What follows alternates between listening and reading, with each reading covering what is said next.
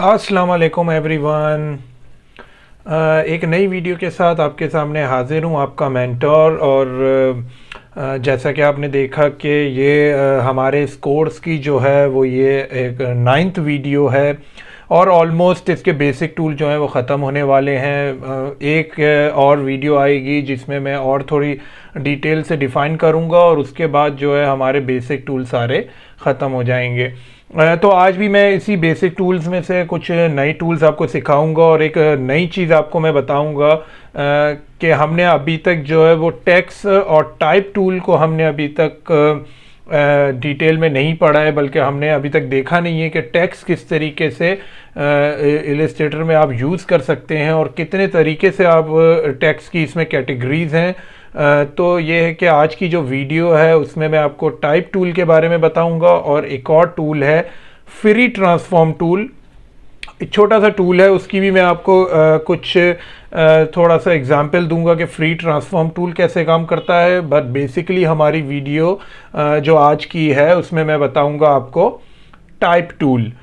तो सबसे पहले स्टार्ट करते हैं। मैंने आपको बताया कि फ्री ट्रांसफॉर्म टूल एक छोटा सा टूल है, मैं उसको भी दिखा दूं ताकि वो भी कवर हो जाए। मैंने शिफ्ट दबा के एक मैंने स्क्वायर क्रिएट किया है। ये हमारे पास एक शेप है, सबको पता है ये शेप है। अब यहाँ देखें, आपको नज़र आएगा free transform tool. Free transform tool जो है उसकी शॉर्टकट की ई है।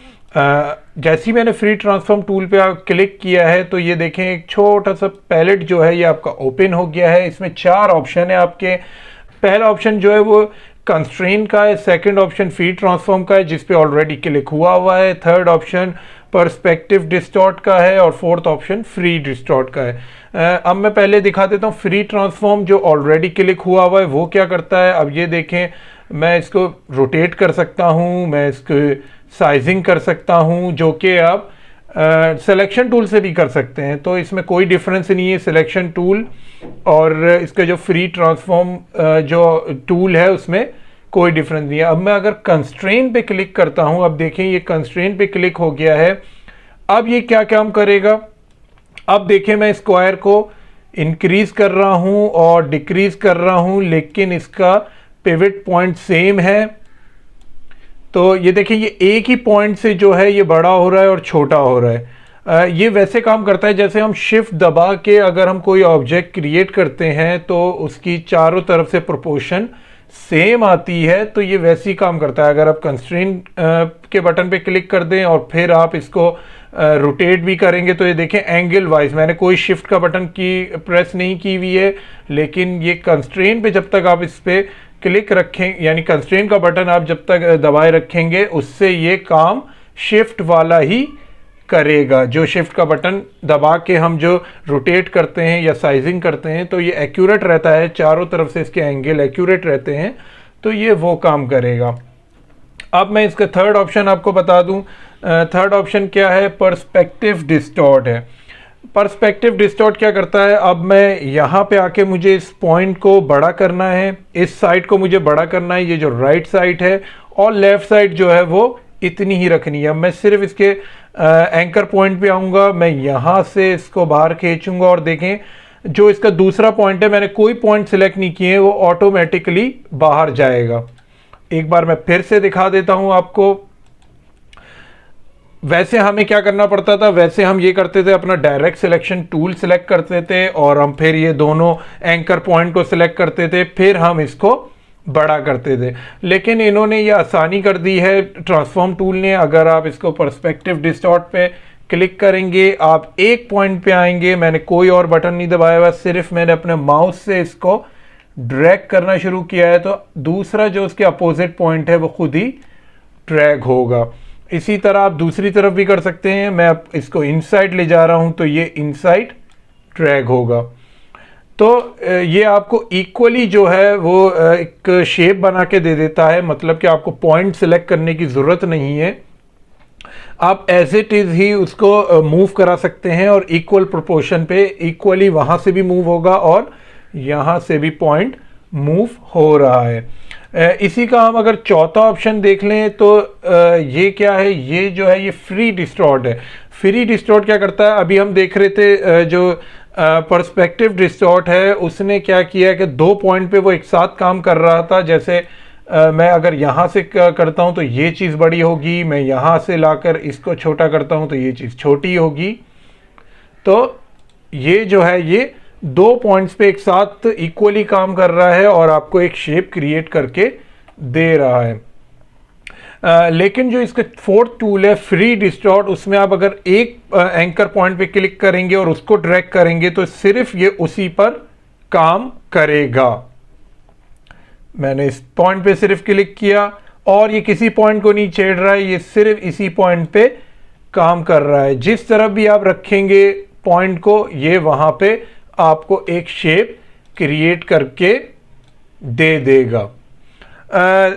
तो ये तो आपने देखा कि ये एक ऑब्जेक्ट पे हमने काम किया। अगर मैं इसको ज़्यादा ऑब्जेक्ट पे चाहिए होगा तो ये बहुत थोड़ा डिफरेंटली काम करता है। जैसे मैंने एक बॉक्स क्रिएट किया, मैंने इसी बॉक्स को ऑल्ट से कॉपी ले ली, मैंने कंट्रोल डी से रिपीटेशन कर दी, फिर मैंने इन सब को सिलेक्ट किया, एक और मैंने ऑल्ट से कॉपी ले ली, फिर कंट्रोल डी से मैंने इसको सिलेक्शन दे दी। अब अगर मैं इस पे आता हूँ अपने ट्रांसफॉर्म टूल पर और अगर मैं इन सब को सिलेक्ट कर लेता हूँ, मैंने इन सब को सिलेक्ट कर लिया, मैं ट्रांसफॉर्म टूल पे आया और मैंने अब पर्सपेक्टिव डिस्टॉर्ट सिलेक्ट किया है और अब ये देखिएगा ये एक साथ सबको जो है वो, अगर मैं इस पे कलर दे दूं तो आपको ज़्यादा वाज़े पता चल जाएगा। मैंने इसको ऑरेंज कलर दिया है तो ये देखिए ये एक साथ ही जो है वो सब पे काम करेगा जितने भी आपने इसके सिलेक्ट किए हुए हैं। मैं इसको यहाँ से अंदर कर देता हूँ तो ये देखिए ये एक साथ सब पे काम कर रहा है। इसकी मैं एक और मिसाल दे देता हूँ आपको। अब मैंने इसको मैंने ट्रांसफॉर्म टूल से इसके फ्री डिस्टॉर्ट पे क्लिक किया है अब और अब ये देखिए कि ये सिर्फ एक साइड से इसको कर रहा है, क्योंकि आपको पता है कि पर्सपेक्टिव डिस्टॉर्ट 2 पॉइंट पे काम करता है और फ्री डिस्टॉर्ट जो है वो एक ही पॉइंट पे काम करता है। तो ये देखें आप इस तरीके से इसको थोड़ा सा इसका व्यू देखें आप कि ये थोड़ा सा व्यू चेंज कर देता है। अगर मैं इसमें कलर सिलेक्ट कर लेता हूँ कोई सा भी तो ये देखें एक आपके पास एक चेंज व्यू आपको प्रोवाइड कर देता है कि किस तरीके से ये इसके पॉइंट्स पर और इसके एंकर पॉइंट्स पे एक साथ काम करता है। आप अगर पर्सपेक्टिव लेंगे तो आपने पूरा सिलेक्ट करना होगा, पूरा सिलेक्ट कर लें। आपको 2 लाइन सिलेक्ट करनी है तो सिर्फ ये इन पे काम करेगा। जितनी भी आप ऑब्जेक्ट या शेप सिलेक्ट करेंगे तो ये उस पे काम करेगा। अब मैं यहाँ से देखें मैंने ये इसको डिक्रीज कर दिया है तो ये देखें एक नया शेप इसने क्रिएट कर दिया है। तो इसकी भी आप प्रैक्टिस कीजिएगा, काफ़ी अच्छे पर्सपेक्टिव बना के देता है ये फ्री ट्रांसफॉर्म टूल जो है। तो आपको उम्मीद है कि समझ आया होगा कि फ्री ट्रांसफॉर्म टूल किस तरीके से ट्रांसफॉर्म करता है शेप्स को और ऑब्जेक्ट्स को। तो ये था हमारा फ्री ट्रांसफॉर्म टूल और अब मैं स्टार्ट करने जा रहा हूँ टाइप टूल। टाइप टूल क्या होता है ये देखें, यहाँ पे आपको एक टी का निशान नज़र आ रहा होगा जिसमें है ये टाइप टूल और टाइप टूल की शॉर्टकट की जो है वो टी होती है। अब देखें मैंने जैसे ही टाइप टूल सेलेक्ट किया तो यहाँ देखें एक मेरे पास कर्सर जो है वो मुझे आई शो कर रहा है और अगर मैं इसको यहाँ पे क्लिक करता हूँ तो ये देखें क्या दिखा रहा है, ये लॉरेम इप्सम एक फॉन्ट लिखा आ रहा है मेरे पास। ये एक ऐसी डेमो फॉन्ट होता है, ये इसमें घबराने की बात नहीं है। जब भी आप क्लिक करेंगे तो ये आपको यही दिखाया जाएगा। तो आपको क्या करना है, आपको जस्ट जो आपको टाइप करना है वो आप टाइप कर सकते हैं। अब जैसे मैंने एडोब इलस्ट्रेटर सीसी ये मैंने टाइप किया है। अब देखें जब मैंने कोई चीज़ टाइप कर दी है तो ये देखें इससे इसको ये ब्लिंक करेगा। अगर आप देख रहे हैं ये सीसी के आगे ये जूम कर देता हूं मैं, ज़रा जूम मैंने किया है इसको। ये देखें ये हमारा टेक्स्ट है और मैंने दोबारा टी पे गया हूं। जब भी आप देखें ये हमारी टेक्स्ट फाइल है और मैंने इसके बिल्कुल मैं इसके फॉन्ट पे लेकर आऊँगा तो ये दोबारा से टाइपिंग का ऑप्शन देगा और ब्लिंक करना स्टार्ट कर देगा। हम इससे आगे कुछ भी लिख सकते हैं। तो और अगर आप इसको सिलेक्शन टूल से सिलेक्ट करते हैं तो ये इस तरीके से आप इसको मूव करा सकते हैं। ये हमारा एक बॉक्स में एक टेक्स्ट रहेगा। और मैं इसके थोड़े ऑप्शन भी आपको बता देता हूँ कौन कौन से ऑप्शन हैं। अगर आप इसको सिलेक्ट रखेंगे इसके बॉक्स को, तो आप देखिएगा यहाँ स्ट्रोक का ऑप्शन है। इसके स्ट्रोक अगर आपको देना है तो दे सकते हैं टेक्स्ट का भी। जो स्ट्रोक का आपको साइज़ रखना है उतने स्ट्रोक पे साइज़ आ जाएगा आपको। और उसके अलावा जो है, मैं अगर इसको सिलेक्ट करता हूँ, सिलेक्ट करने के बाद जो है आपके पास इसमें और क्या आ जाएगा, मैंने इसको डिफ़ॉल्ट कर दिया है। डिफ़ॉल्ट करने के बाद इसका मैं जो है स्ट्रोक ख़त्म कर रहा हूँ और इसको जो है वो मैं ब्लैक कलर दे रहा हूँ। तो हमने स्ट्रोक को बंद कर दिया है, हमने सिर्फ इसको ब्लैक कलर दिया है। अच्छा, आप यहाँ देखें, यहाँ पे आ रहा है ओपेसिटी आ रही है इसकी, टेक्स्ट की ओपेसिटी कितनी है वो आप सेट कर सकते हैं। उसके अलावा आप देखें यहाँ कैरेक्टर्स आ रहे हैं। ये मैं और बता दूंगा कि अभी ये बताऊंगा इसमें से कि कैरेक्टर्स क्या काम करते हैं। यहाँ आप देखें तो आपके पास कुछ डिफ़ॉल्ट इसके फ़ॉन्ट्स आ रहे हैं। फ़ॉन्ट्स क्या होते हैं, डिफरेंट किस्म की हैंडराइटिंग्स के फ़ॉन्ट्स बनते हैं जो कि आप यहाँ पे देख भी सकते हैं। अगर मैं इसको यहाँ कर दूँ और मैं अपने फ़ॉन्ट्स खोलूँ तो मैं जैसे जैसे माउस अपना दूसरे फ़ॉन्ट्स पे लाता रहूँगा तो ये आपको फ़ॉन्ट स्टाइल जो है, ये एक किस्म का फ़ॉन्ट स्टाइल होता है, वो आपको चेंज करके दिखाता रहेगा। तो ये बहुत सारे किस्म के फ़ॉन्ट स्टाइल्स होते हैं, आप ऐड भी कर सकते हैं इसमें से। तो ये देखें कि कितने किस्म के आपके पास फ़ॉन्ट स्टाइल मौजूद हैं। इसके ऑलरेडी बिल्ट इन इतने ज़्यादा फ़ॉन्ट स्टाइल हैं तो ज़्यादा ज़रूरत पड़ती नहीं है हमें ऐड करने की। अगर कोई स्पेसिफिक रिक्वायरमेंट हो तब हमें ज़रूरत पड़ती है, वरना इसके जो टेक्स्ट ये जो फ़ॉन्ट्स हैं ये मोर देन इनफ हैं। तो मैंने फ़र्ज़ करें कोई सा भी मैं इसमें सिलेक्ट कर सकता हूँ। मैंने एरियल, अगर जो है वो आपने काफ़ी नाम सुना हुआ होगा, अगर आपने माइक्रोसॉफ्ट ऑफिस भी यूज़ किया होगा तो उसमें भी ये टेक्स्ट मौजूद है। ये यूनिवर्सल टेक्स्ट कहलाते हैं ज़्यादातर, जो हर आपको सॉफ्टवेयर में अवेलेबल होते हैं।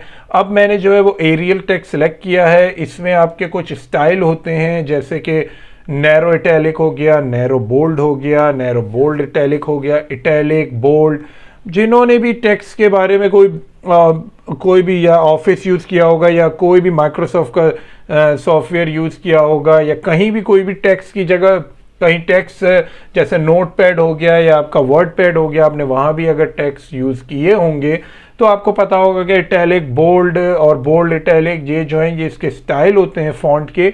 लेकिन मैं ये बता दूं, ये हर टेक्स्ट का स्टाइल नहीं होता, ये हर टेक्स्ट के अपने अपने स्टाइल होते हैं। जैसे कि मैं अगर कोई और टेक्स्ट सिलेक्ट करता हूं तो शायद उसके वो स्टाइल ना हो। देखें इसमें थोड़े डिफरेंट स्टाइल हैं। इसमें रोमन है, एक्स्ट्रा लाइट है, रेगुलर है, सेमी बोल्ट है और ब्लैक है।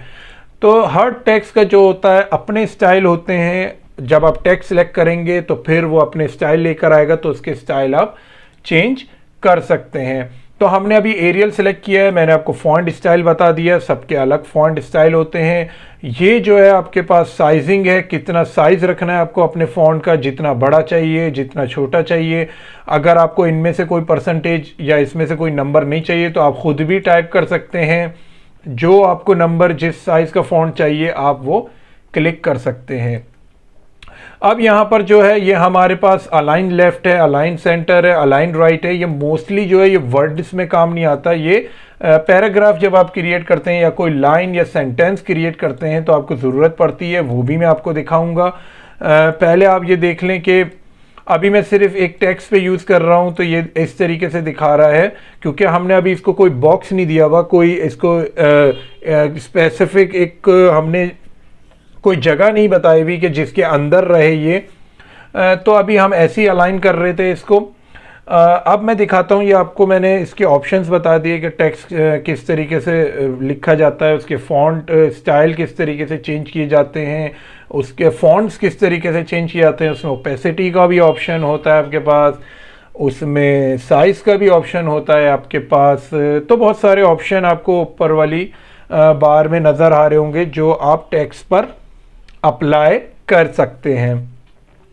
तो अब मैं दिखाता हूं, ये तो आपने देख लिया कि टेक्स्ट किस तरीके से यूज़ हो सकता है। अब अगर मैं आपको दिखाऊं मुझे पैराग्राफ चाहिए हो तो मैं किस तरीके से लूँगा। मैंने दोबारा टाइप टूल जो है अपना सिलेक्ट किया। अब जो है मैं सिर्फ क्लिक नहीं करूँगा, क्लिक करके मैं ड्रैग करूँगा। फ़र्ज़ करें मुझे इतने एरिया में जो है अपना पैराग्राफ चाहिए, तो जैसे ही मैंने क्लिक करके ड्रैग किया तो उसने मुझे एक पैराग्राफ टाइप जो है 3-4 पैराग्राफ जो हैं वो मुझे लिखे हुए दे दिए हैं। घबराने की बात नहीं है, ये एक ऐसी डेमो के लिए आपको दिया हुआ है कि जब आप टेक्स्ट टूल यूज़ करें और टेक्स्ट किस तरीके से उस बॉक्स में आएगा तो आप ये बता सकते हैं। ये जो फीचर इन्होंने लेकर आए हैं ये डेमो टेक्स्ट का, ये सीसी में इंट्रोड्यूस हुआ है। अगर आप पिछले अगर सीएस के इसके अगर आप वर्जन देखेंगे तो उसमें जो है वो इस तरीके से आपके पास बॉक्स आ रहा होगा और ये ब्लिंक कर रहा होगा आपके टेक्स्ट के लिए। आप कुछ भी टेक्स्ट दे सकते हैं इसके अंदर।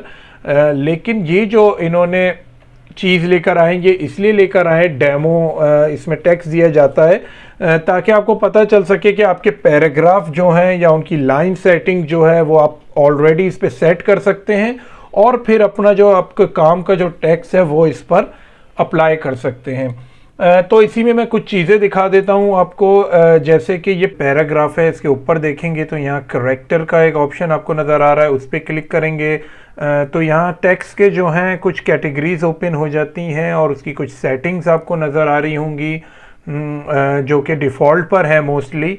और अगर ये करेक्टर का पैनल आपको वैसे दूसरी जगह से ओपन करना है तो आप विंडोज़ पे जाएंगे, यहाँ टाइप पे जाएंगे और कैरेक्टर्स का पैनल जो है यहाँ से आप ओपन कर सकते हैं। और इसकी शॉर्टकट की भी आपको दी हुई है, Ctrl+T जो है वो इसकी शॉर्टकट की है।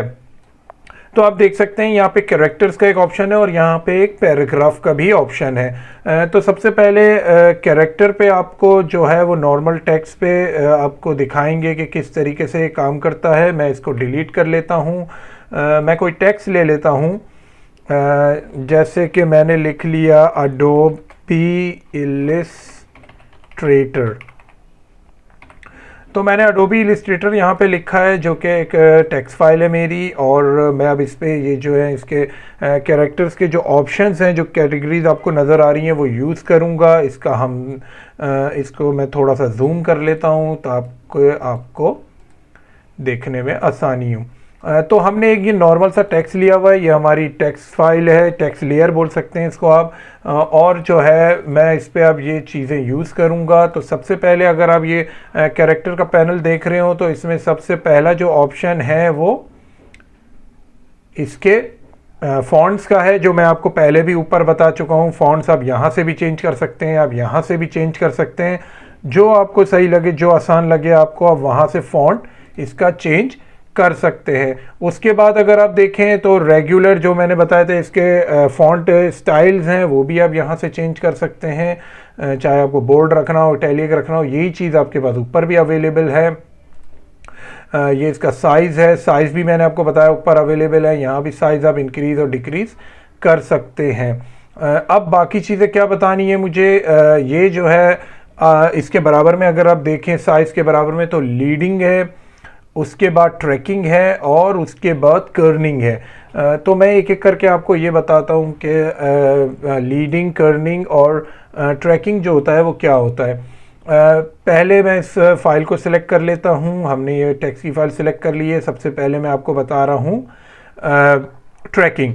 ट्रैकिंग बेसिकली ये होता है कि अगर आप यहाँ से इसकी वैल्यूज़ देखें तो आपको माइनस और प्लस दोनों में नज़र आ रही होंगी। अभी इसकी वैल्यू 0 है तो अभी इसको कोई वैल्यू नहीं दी हुई। जैसी मैं इसको देखिए आप, जैसी मैं इसकी वैल्यू इंक्रीज़ कर रहा हूँ तो जो आपके अल्फ़ाबेट्स हैं उसके बीच में स्पेस इंक्रीज़ हो रही है, और मैं इसको माइनस में ले जा रहा हूँ तो इसकी बीच में जो स्पेस है वो डिक्रीज़ हो रही है। तो ये बेसिकली जो है ये अल्फ़ाबेट्स के बीच में जो आपको स्पेसिंग चाहिए होती है उसके लिए यूज़ होती है ट्रैकिंग। अब मैंने यहाँ 100 कर दिया तो अब आप देखें कि ये कितनी इसमें स्पेस आ गया है एक अल्फ़ाबेट से दूसरे अल्फ़ाबेट में। तो ये बेसिकली जो है ये स्पेसिंग के लिए यूज़ होता है कि वन अल्फ़ाबेट से दूसरे अल्फ़ाबेट में आपको कितनी स्पेस चाहिए, ये उसके लिए यूज़ होता है। उसके बाद अब मैं आ जाता हूँ कर्निंग पे आ जाते हैं। अब कर्निंग पे देख लेते हैं क्या होता है। कर्निंग पे आप क्लिक करेंगे तो आप देखें आपके पास ऑप्टिकल आ रहा है, मैट्रिक्स आ रहा है और ज़ीरो आ रहा है। हमारे पास बाकी ऑप्शन क्यों नहीं ओपन आ रहे हैं वो देख लेते हैं। हम मोस्टली जो काम करते हैं वो ऑप्टिकल पे करते हैं और मैट्रिक्स पे भी कर सकते हैं, लेकिन अगर आप ज़ीरो रखेंगे तो ज़ीरो पे काम नहीं करते, क्योंकि ज़ीरो से बेहतर है आप ऑप्टिकल पे काम करें तो ज़्यादा बेहतर रहेगा।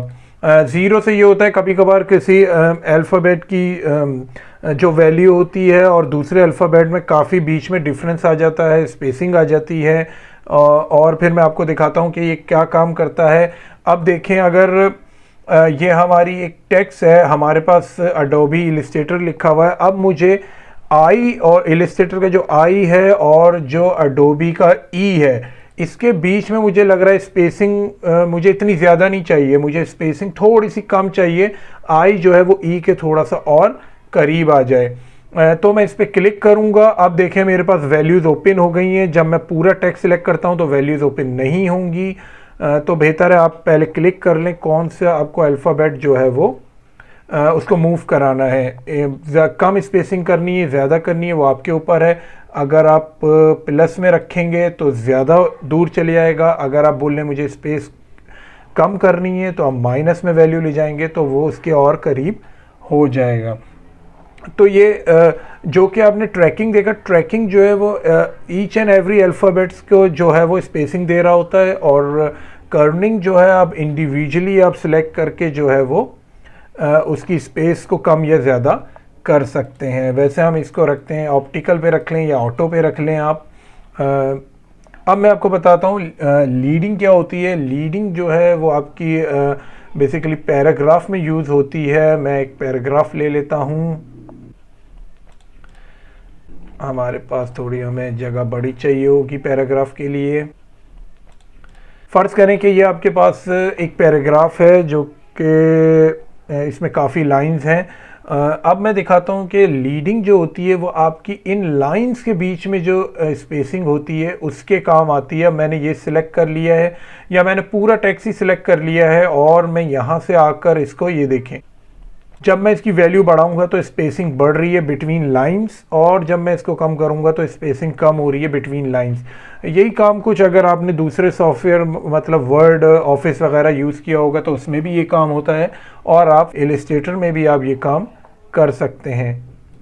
तो ये देखिए हमने लाइंस की स्पेसिंग दे दी है इनको। जितनी आपकी लाइंस की स्पेसिंग आपको ज़्यादा चाहिए, कम चाहिए, आप अपनी मर्ज़ी से सिलेक्ट कर सकते हैं। लेकिन इसका एक प्रॉब्लम ये होता है कि आपने इसकी स्पेसिंग तो 10 दे दी है। अगर मैं अब इसका फ़ॉन्ट चेंज करूँगा तो ये देखें बहुत ही ज़्यादा ख़राब हो गया है। वो क्यों? क्योंकि उसने लाइन स्पेसिंग अभी भी 10 पे ही रखा हुआ है और फ़ॉन्ट साइज़ 24 कर दिया है। इसलिए हम लोग जो लीडिंग होती है वो हमेशा ऑटो पे रखते हैं, ताकि आप फ़ॉन्ट साइज़ चेंज भी कर रहे हों तो लीडिंग जो है वो ऑटोमेटिकली उसको एडजस्ट कर ले। कभी भी एक और मिसाल दे दूं आपको, कभी भी टेक्स्ट को जो है वो यूं स्ट्रेच नहीं कीजिएगा, ये ख़राब होता है।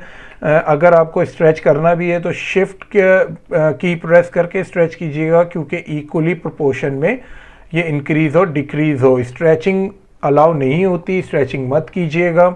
और आप देख रहे हैं कि अगर मैं शिफ्ट से इसको इंक्रीज़ और डिक्रीज़ कर रहा हूँ तो वैल्यूज़ यहाँ पर भी चेंज हो रही हैं। तो आप डायरेक्टली वैल्यूज़ देकर भी अपने टेक्स्ट को सेट कर सकते हैं। उसके अलावा नीचे आ जाएं तो नीचे हमारे पास वर्टिकल स्केल है और हॉरिजॉन्टल स्केल है, सेट द बेसलाइन शिफ्ट है और कैरेक्टर रोटेशन है।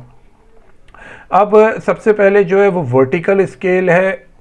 वर्टिकल स्केल क्या होता है वो भी मैं आपको दिखा देता हूँ। अगर आपने इसको सिलेक्ट किया और वर्टिकल स्केल की वैल्यू इंक्रीज़ की तो ये देखें वर्टिकली इंक्रीज़ हो रहा है। ये ज़रूरी नहीं है कि मैं पूरे टेक्स्ट फाइल पे करूं। अगर मुझे सिर्फ आई मुझे इंक्रीज़ चाहिए इसका, तो मैंने सिर्फ आई पे क्लिक किया और मुझे ये इंक्रीज़ चाहिए तो मैंने सिर्फ आई को इंक्रीज़ कर दिया और बाकी आपके जो अल्फ़ाबेट्स हैं वो एज इट इज़ रहेंगे। हॉरिजॉन्टल इंक्रीज़ क्या होता है? हॉरिजॉन्टली वो इंक्रीज़ करेगा। मुझे एस जो है वो हॉरिजॉन्टल इंक्रीज़ चाहिए, तो ये देखें ये इसको हॉरिजॉन्टली इंक्रीज़ कर रहा है। तो ये भी ऑप्शन है आपके पास। आप बहुत सारे तरीके से टेक्स्ट जो है वो लिख भी सकते हैं और उसके बाद उसमें चेंजेस भी कर सकते हैं। अब ये देखें, ये ऑप्शन है set the base line shift. ये क्या होता है? अगर मैं इस पूरे टेक्स्ट को सिलेक्ट करूं और मैं इसके ऑप्शन को ऐड करूं तो बेस लाइन आपकी वही रहेगी, लेकिन आपका टेक्स्ट जो है वो शिफ्ट हो जाएगा ऊपर की तरफ। ये बहुत अच्छे तरीके से इस तरह समझ आएगा आपको। अगर मुझे सिर्फ यू और आर इनको शिफ्ट करना और बाकी टेक्स्ट जो है वो अपना एज इट इज ही रहे, तो मैं क्या करूंगा, पहले मैं u को सिलेक्ट कर लूंगा। u को मैंने सिलेक्ट करके इसको वैल्यू दे दी है 6 की, और फिर मैंने r को सिलेक्ट करके इसकी वैल्यू दे दी है 12 की। तो ये देखें, बाकी कैरेक्टर जो हैं, कभी कभार आपने देखा है कि बहुत सारे तरीके से टेक्स्ट लिखा जाता है। तो आपने क्या किया, आपने u को सिलेक्ट किया और बेस लाइन से ऊपर कर दिया उसको अलग से वैल्यू देकर, आर को सिलेक्ट किया उसको भी बेस लाइन से ऊपर कर दिया डिफरेंट वैल्यू देकर, और आपका बाकी टेक्स्ट जो है वो बेस लाइन पर ही है। तो इसके बाद जो ऑप्शन आता है वो भी देख लें। इसके बाद रोटेशन का ऑप्शन है। रोटेशन क्या करता है, मुझे टी को रोटेट करना है, मैंने इसको रोटेशन दे दिए। अब सिर्फ टी जो है वो रोटेट होगा, बाकी जो आपके अल्फ़ाबेट्स हैं वो एज इट इज़ ही रहेंगे। अगर आप सबको रोटेशन देना चाहते हैं तो आप पूरा बॉक्स टेक्स्ट का सिलेक्ट करके आप सबको रोटेशन दे सकते हैं। ये देखें, मैंने सबको रोटेशन दे दी है। उसके बाद अगर आप देखें तो ये वही है कि ऑल कैप्स चाहिए आपको, अल्फ़ाबेट्स आपको पहला कैप्स चाहिए और बाकी जो हैं वो भी कैप्स होंगे, लेकिन उनका साइज़ थोड़ा छोटा होगा फर्स्ट वाले से, फर्स्ट कैरेक्टर से, यानी फर्स्ट अल्फ़ाबेट बड़ा होगा, बाकी अल्फ़ाबेट जो हैं वो भी कैप्स में आ रहे होंगे, लेकिन उनका साइज़ जो है वो छोटा होगा। इसको मैं 0 कर लेता हूँ और ये देखें, मैंने ये किया, इस पर क्लिक किया और देखें ए का साइज़ बड़ा है, बाकी भी कैप्स में ही आ रहे हैं लेकिन ए से छोटे हैं वो। ये क्या होता है, ये जो है जैसे आपको पावर देनी होती है उसके लिए यूज़ होता है ये सुपर स्क्रिप्ट जो होता है। अब फ़र्ज़ करें मैंने यहाँ पे कोई टेक्स्ट लिखा है कि ए की पावर स्क्वायर है। पहले मैं इसको रीसेट कर लेता हूँ वरना वो पुरानी वैल्यू सेट रहती हैं। अब मैंने यहाँ लिखा है ए की पावर स्क्वायर होनी चाहिए और प्लस बी की पावर भी स्क्वायर होनी चाहिए। आपने अब इस 2 को सिलेक्ट कर लिया है, मुझे स्क्वायर देना है, तो मैं इस 2 को सिलेक्ट करके इनको स्क्वायर बना सकता हूं। तो इसके बाद देख लेते हैं क्या है ये 4th ऑप्शन जो है, ये भी मैं दिखा दूं। ये भी कुछ इसी से मिलता जुलता है। जैसे हम केमिस्ट्री के फार्मूलाज लिखते हैं, H2O हो गया, लेकिन इसमें आपको 2 जो है वो नीचे चाहिए होता है। तो वो हम किस तरीके से करेंगे, मैं थोड़ा जूम कर लेता हूँ। ये देखें, मुझे इसमें 2 जो है वो मुझे नीचे चाहिए और मैंने इस पर क्लिक किया तो 2 नीचे आ जाता है। सही है। तो ये कि फिर उसकी साइजिंग आप कर सकते हैं। तो इस तरीके से ये काम करता है। इसको आप थोड़ा सा छोटा कर लें, तो छोटा आप शिफ्ट से करेंगे तो ज़्यादा बेहतर होगा। तो इसकी आप वैसे भी इसकी साइजिंग और इसकी फिर कर्निंग से इसको सही कर सकते हैं। इसके बाद जो आ गया वो लाइनिंग आ जाती है। आपने कोई भी टेक्स्ट सेलेक्ट किया हो, उसको अंडरलाइन करना हो तो उससे इससे अंडरलाइन हो जाता है। उसको कट करना हो मिड से, जैसे कि अगर मैं आपको दिखाऊं, मुझे एडोबी इलस्ट्रेटर के नीचे लाइन चाहिए तो मैं इस पूरे को सिलेक्ट करूंगा और लाइन दे दूंगा। अगर मुझे कट लाइन चाहिए तो कट लाइन भी मैं दे सकता हूं। तो ये जो है, ये जो सारे कैरेक्टर्स थे इसके, आप नॉर्मल टेक्स्ट जो है इसकी यूज़ टाइप टूल पे आप इसको यूज़ कर सकते हैं। सारे कैरेक्टर्स जो हैं इसके, जो कि मैंने आपको अभी दिखाए हैं किस किस तरीके से ये यूज़ हो सकते हैं। अब मैं इनको डिलीट कर देता हूँ। अब मैं पैराग्राफ के ऑप्शन में चले आता हूँ। ओके, तो अब जो पैराग्राफ के ऑप्शन है, मैं आपको पैराग्राफ के ऑप्शन भी दिखा देता हूँ कि वो किस तरीके से काम करते हैं। मैंने यहाँ पे एक पैराग्राफ ले लिया, ये आपको पता है डेमो टेक्स्ट है। तो मैं इसी पे पैराग्राफ्स पे आपको दिखाऊंगा कि किस तरीके से जो पैराग्राफ का पैनल है ये काम करता है। सबसे पहला ऑप्शन देखें तो अलाइन लेफ़्ट है, अलाइन सेंटर है, अलाइन राइट है, justify with the last line align left है, मतलब कि पूरा टेक्स्ट आपका राइट पे होगा और सिर्फ जो है वो जो लास्ट लाइन है उसको जस्टिफाई करेगा। इसी तरह मिडिल में जो आप ये कर रहे हैं justify with the last line align centre, तो लास्ट लाइन आपकी सेंटर में होगी।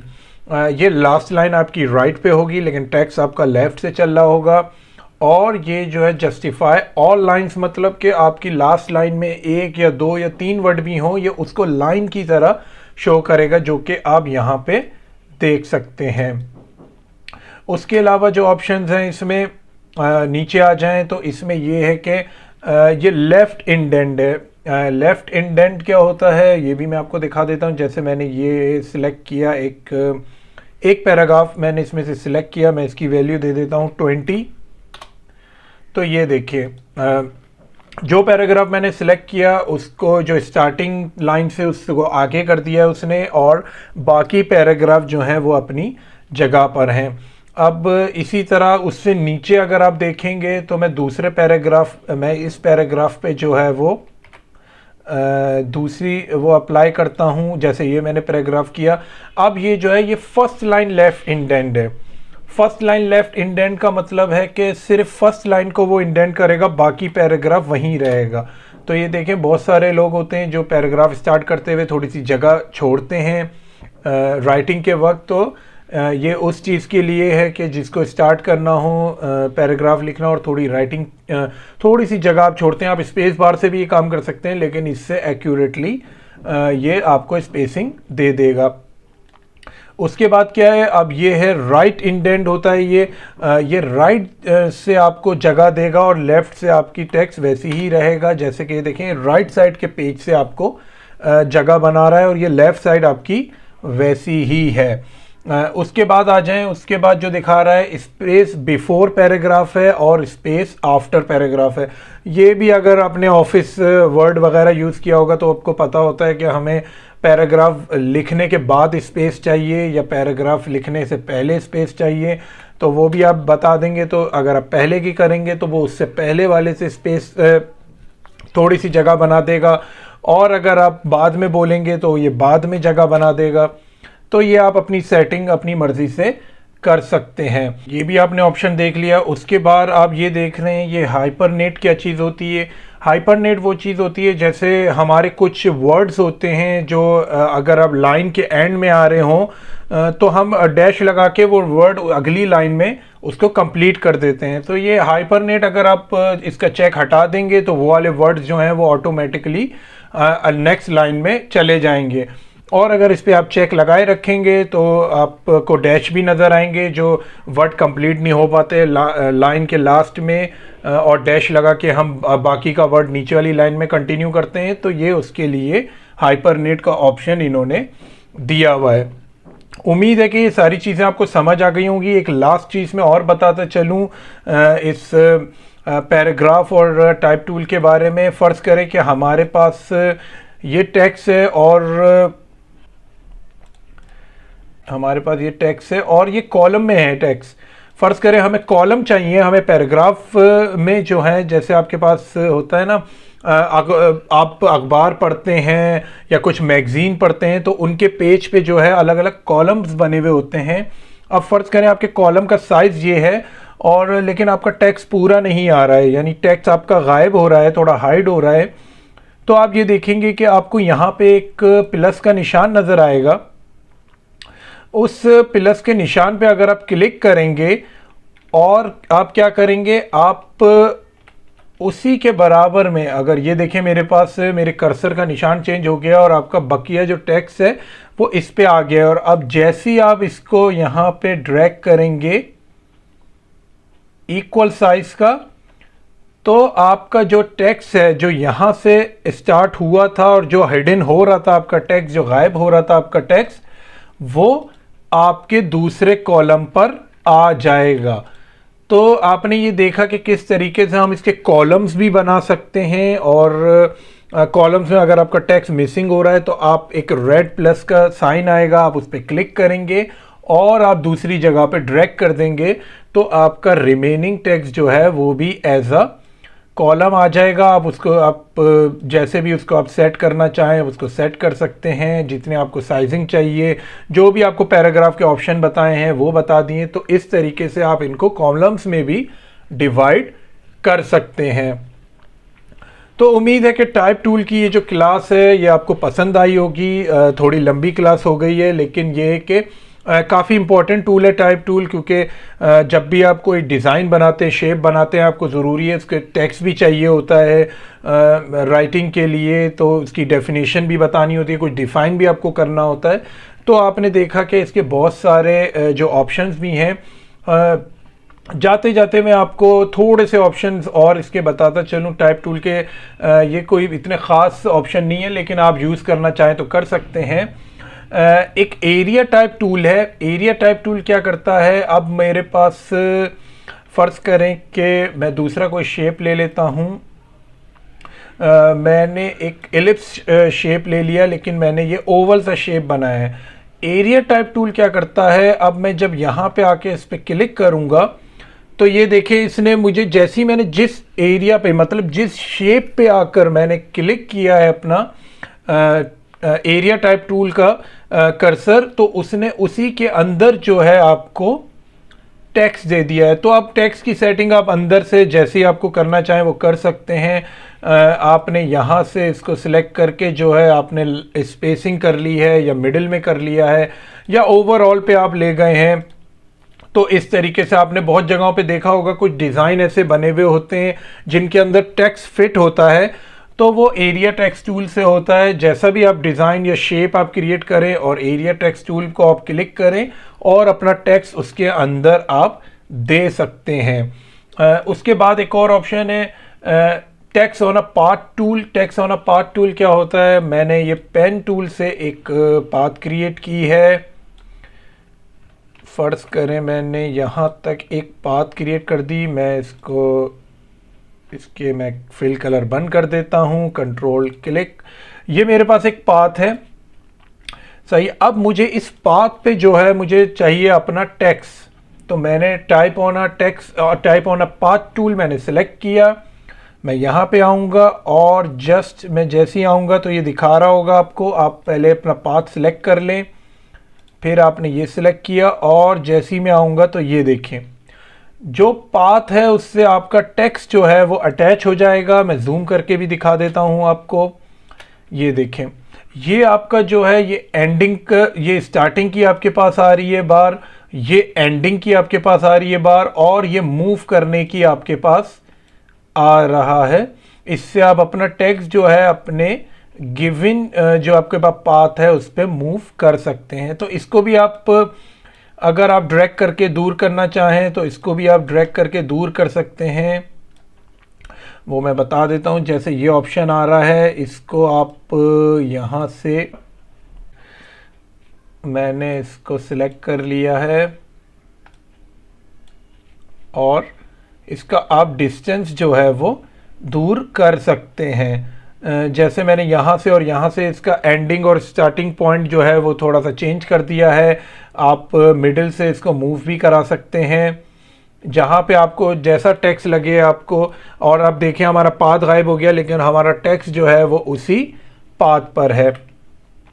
तो ये भी एक ऑप्शन है, इसका कैटेगरी है टाइप टूल की। उसके अलावा वर्टिकल टाइप टूल भी हैं, ये आपको ज़रूरत पड़ती है, आप ये यूज़ कर सकते हैं कि वर्टिकली अल्फ़ाबेट्स किस तरह आप टाइप कर सकते हैं। वर्टिकल एरिया टाइप टूल है, जैसे आपने देखा कि एरिया में ये जो हमारा टेक्स्ट है ये वर्टिकली आना शुरू हो जाएगा, तो वो वर्टिकल एरिया टाइप टूल है।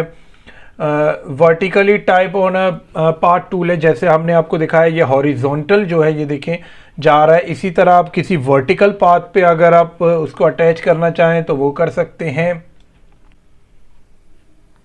ओके, तो अब इसी में जो हमारे पास लास्ट टूल है वो है टच टाइप टूल है। ये टच टाइप टूल क्या करता है, जैसे कि हमने यहाँ पर लिख लिया है टेक्स्ट, और इस टेक्स्ट का साइज़ जो है मैं थोड़ा बड़ा कर लेता हूँ ताकि आपको नज़र आ जाए।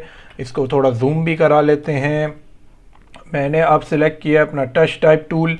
अब जैसे ही मैं टच टाइप टूल सिलेक्ट करूँगा तो आपको कुछ भी सिलेक्शन नहीं देनी है, सिर्फ आपको किसी भी अल्फ़ाबेट पे क्लिक करना है और उसको आप इजीली जो है वो छोटा या बड़ा कर सकते हैं, रोटेट कर सकते हैं। आपको कोई शिफ्ट की या कोई अलाइनमेंट की ज़रूरत नहीं है, ये खुद ही मूव करता है। ये फ्रीली मूव करेगा, लेकिन ये जो है वो प्रोपोर्शनली ही मूव करता है। इसको जैसे आप इसको रोटेट कराना चाह रहे हो, ये रोटेट का ऑप्शन है। जैसे कि कुछ डिज़ाइन होते हैं आपको चाहिए होते हैं, ये डायरेक्टली जो है वो आप इसको क्लिक करके इनकी प्रॉपर्टीज़ को चेंज कर देता है। ये टच टाइप टूल जो है ये फ्रीली काम करता है। देखें, खुद ही आपको ये दिखाता रहेगा कि किस तरीके से टेक्स्ट चेंज हो रहा है, उसका डिज़ाइन चेंज हो रहा है। किसी को भी आप हॉरिजॉन्टली बड़ा कर सकते हैं, वर्टिकली बड़ा कर सकते हैं, कहीं भी आप इसको रोटेट कर सकते हैं। तो ये एक फ्री फ्लोइंग टूल है, टच टाइप टूल। तो इसको भी आप यूज़ कीजिएगा। Shift+T जो है वो इसकी शॉर्टकट की है।